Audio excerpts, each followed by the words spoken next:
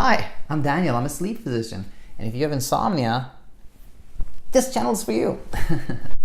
Nice seeing you back. And if it's your first time on the channel, welcome. Hope you find something of interest here. Today, as promised, we are going to talk about The Sleep Book by Dr. Guy Meadows. Right off the bat, I want to say that I found this a very interesting read. A very good book. There were a lot of new thoughts, radical things that I've never heard about. And one thing that I liked was that it was free of fear-mongering. Nothing about how insomnia will cause heart disease or strokes or cancer, Alzheimer's or things like that you often hear. When you hear that, somebody's probably trying to sell you something because it's not true. No studies have shown that, and portraying that causes a lot of insomnia. So happy to report that there was none of that in this book. Now, if you'd ask the author, what should I do about my insomnia? He'd probably tell you nothing, which would be very surprising, of course. Let me elaborate. Well, one of the key kind of points he's making is that you shouldn't do anything with the intent of sleeping better. For example, you should not turn the TV on at night to distract you, because what will happen is you'll soon get used to the noise of the TV, but now you feel like you can't sleep without it, so you have created another changing your life to sleep better, which is in a sense allowing the insomnia to take control of part of your life. Another example, coffee. He's saying you should not stop drinking coffee, except if you're very sensitive to it and you know it causes you insomnia.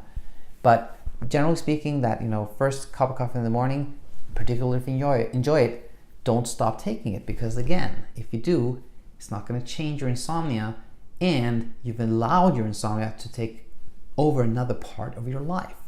I really like this thinking, and I think it makes total sense.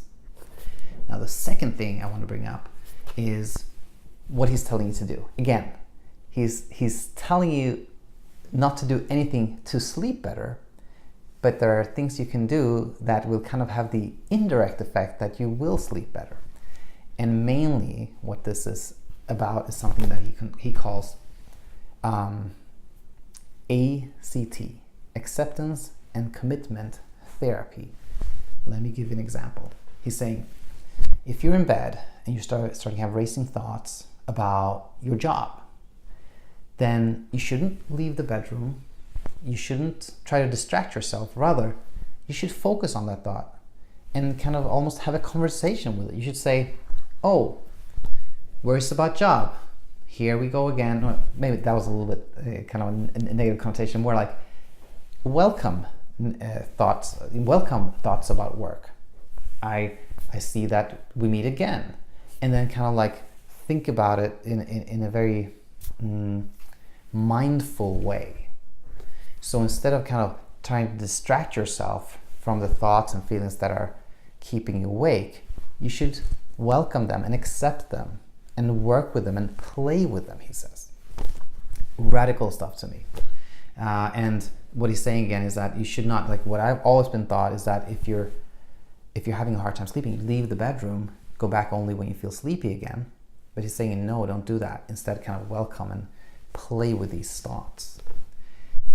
I still believe that cognitive behavioral therapy is, the number one, the best treatment for insomnia. But I found a lot of interest in this book. So, for those people that have really tried CBT and haven't been successful, I would say you should try this ACT, acceptance commitment therapy, and you should definitely read this book. So my conclusions are a lot of insights here, a very interesting read, and I warmly recommend it. Hope you found this review helpful. Next up, we're going to talk about a very kind of bizarre but very interesting and very common form of insomnia, which is paradoxical insomnia. Until then, take it easy.